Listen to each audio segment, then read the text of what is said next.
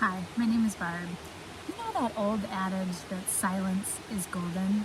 Well, that is so incredibly essential and important to autistic individuals, and I want to tell you why. So I'm going to use this to show you a little bit, and I'm going to combine a couple different pieces to help this make sense.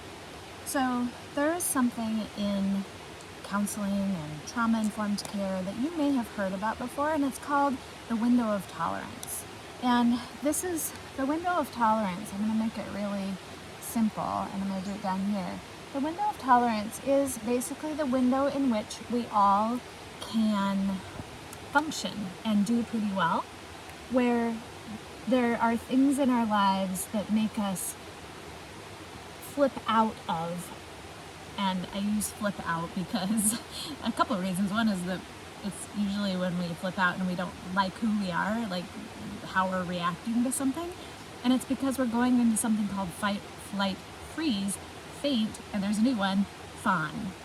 The other thing that happens sometimes when we're outside of that window of tolerance, and we meaning everybody, not just people with autism, is that sometimes we go into shutdown, right? So this is really, so fight or flight you could think of as up here, faint or fawn or freeze you can think of down here. Not necessarily, it's not that cut and dry, but the window of tolerance is right here. And this is where all of us function at our best. We can think of it as the flow, we can think of it as just when we're most regulated, etc. But when we're outside of this window, we are not regulated anymore. Our systems are not at their best, meaning our brains are not at our best, including people with autism. What happens though in autism is that because there's so much information coming in the world around us, that people with autism have a harder time, or autistic people have a harder time filtering out, that their window of tolerance is much smaller than the rest of us, okay? So you can kind of erase that, which means they're gonna have a reaction that is very similar to fight or flight, faint, freeze, or fawn, much more frequently.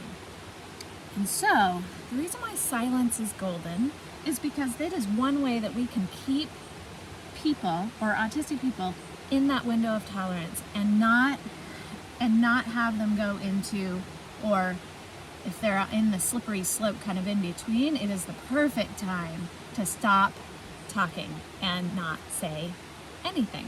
So another way you can think about this is that some of you may have seen kind of, this is what all of us deal with, is kind of, this is a wave of behavior is what I call it, where we're going about our day and this is our baseline. We're in the window of tolerance, right? So you could probably put the window of tolerance somewhere in here if you want to combine the two.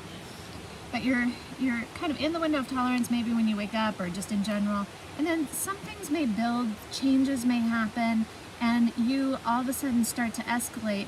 And then this is where we go into fight or flight, right here. So it's the top. These are the things that we say or do that we don't like, that nobody does. And autistic people don't like being there either, right? It means that they're overwhelmed, they're flooded, and we can choose to not add to that flood either when they're here or when they're escalating by simply stopping talking. Talking is all this extra stuff. You're adding to the flood if you keep talking. The other thing with talking is just make sure that you're using the same amount that the person is using, right? When they are in the window of tolerance. If you're using too many words, even when they're in the window, they're going to be flipped out because it's just too much. It's like I had one autistic adult talk about it being like a fire hose of information. So just decrease the amount you're talking. So easy. Silence is golden.